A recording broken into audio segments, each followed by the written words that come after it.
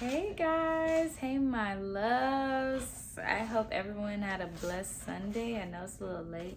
I had to finish my schoolwork, waited to the last minute. Won't do that again. I said that last week, but I mean it this time. I hope that I can help you guys out today because this video is gonna be the 5 things to practice for better spiritual habits. So first I want to start off with a verse I was led to last night, a couple of verses from Daniel. And so Daniel chapter 11 verse 33 through 35 was, some of the wise will stumble, so that they may be refined, purified, and made spotless until the time of the end, for it will still come at appointed time. Those who are wise will instruct many. Though for a time they will fall by the sword or be burned, when they fall, they will receive a little help. And many who are not sincere will join them. So what these verses spoke to me was that for me, it felt like I was one of the wise people that stumbled. And it's like you will stumble on your path, but this happens perfectly so you could be refined, purified. And what purified meant for me is like you're purified drinking water. You know, I don't know if people know this. You should, but not you should, but you know, purified water is just clean water. Like it's been processed through to get all that dirt or whatever, wherever they got the water from, they get it purified so it can be healthy for drinking. So that's like us. We're trying to be purified and refined so that we can be made spotless. And so also those who are wise will instruct many. Once you're spotless, you'll begin to want to instruct and teach others. And you will receive a little help along the way. I've had some help, and I still have some help. And so, but many people who are not sincere will try to join you on this path. Like, not everyone's going to take it serious. And that's okay, too, because getting the word is still the word, regardless if they want to be sincere about it or not, period. And so, Daniel 12 is the end of times. Those who are wise will shine like the brightness of the heavens, and those who lead many to righteousness will shine like the stars forever and ever. And that verse I feel like is very self-explanatory. I love that one probably the most. Like shining like the stars forever and ever. Yes. So I just want to start off with number 1, because the path to success is, I just want to make it clear, it's not, you don't have to step on people, you don't gotta be arrogant, you don't have to be you don't have to speak, wear, or carry yourself the way people want you to carry yourself to be successful. Like, you don't got to do that. And so the Bible offers different messages on how to live from the power of God. So I'm going to start with number 1. Number 1 is love God with all your heart, all your soul, and all your mind. And so when Jesus was asked, what's the greatest commandment? It was answered to him in Matthew chapter 22, verse 37. Jesus said to him, you shall love the Lord your God with all your heart, mind, and soul. This is the first and greatest commandment. This is the most important thing that anybody could do. You must be unmatched in your love for God, just like you might have a love for coffee, or the sport you used to play, shoot, even weed. You need to be just as intentional with your love for God. And so, you also want to ask yourself the question, are you prioritizing God with prayer, Bible study, and tithing? It's just all about being intentional and mindful. So number 2, love your neighbor as yourself. But this verse is very special to me because you will not love anybody until you love yourself. So loving yourself is going to be even in a whole separate video, but you still got to get some of the most important practices out. So can't love anybody till you love yourself. You have to love yourself with the same intensity as you love others. And if you don't love yourself intensely, how are you going to love everybody else? So living intensely means putting value on yourself. And to value yourself is simply because you exist, not because you have the most degrees, you have your master's, not because you earn this X, Y, and Z amount of money, not because of the clothes you wear.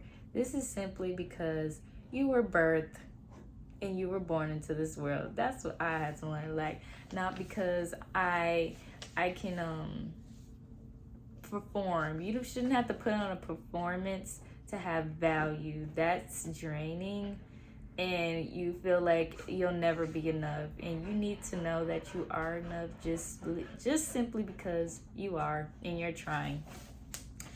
And so if you don't hold yourself to any value, you cannot love your neighbor. It's going to be very hard for you to forgive them, be merciful to them. It's not going to come naturally because you don't forgive yourself. You're not kind with yourself. You're not patient with yourself. You treat yourself very harshly and negatively. So you're going to treat your neighbor with that same kind of energy.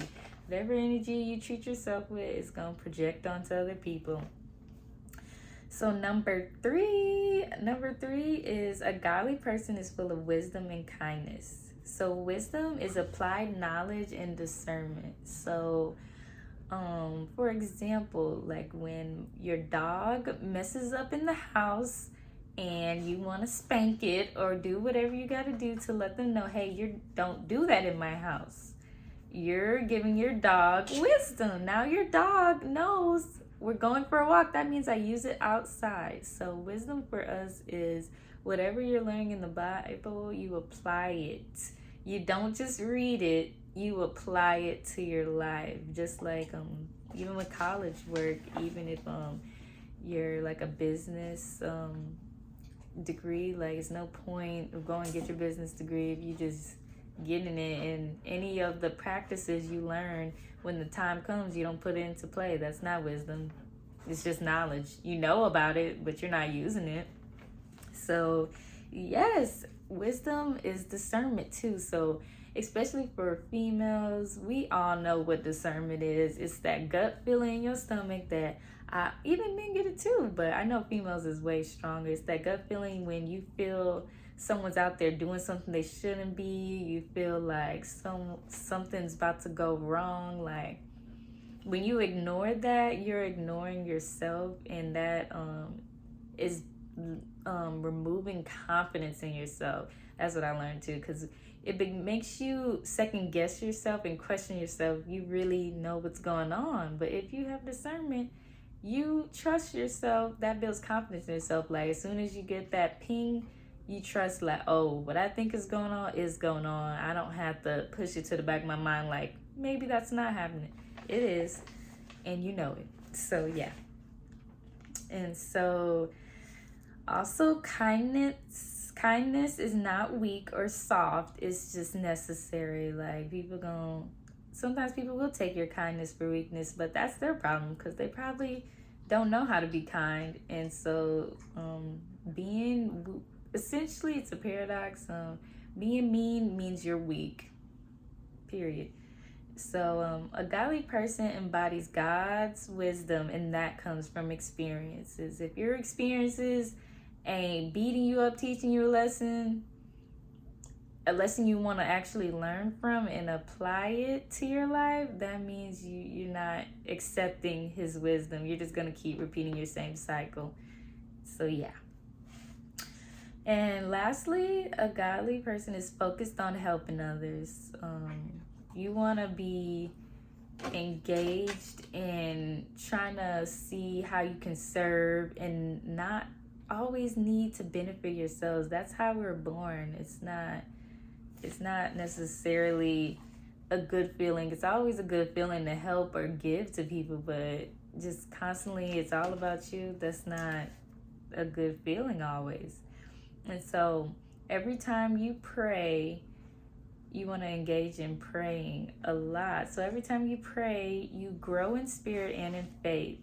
When you neglect prayer, you will be influential, but not of God. So just make sure when you're praying for wisdom, kindness, or any of that, you don't neglect God. You want to try to get a schedule or routine, just like what you do with waking up and brushing your teeth. You need a routine when it comes to praying. Okay, so number 4 is godly people are merciful and forgiving. And guys, forgiving does not mean reconciliation. People tend to have that confused. Like, just because I forgive you does not mean I'm supposed to interact with you or keep in contact with you. It's not really necessary for everybody. Everybody can't handle being in contact with you because their intentions just aren't good. It's different when you go through growth and just growth. But if you're not growing, then you have no reason to stay in contact or around people that are not trying to better you.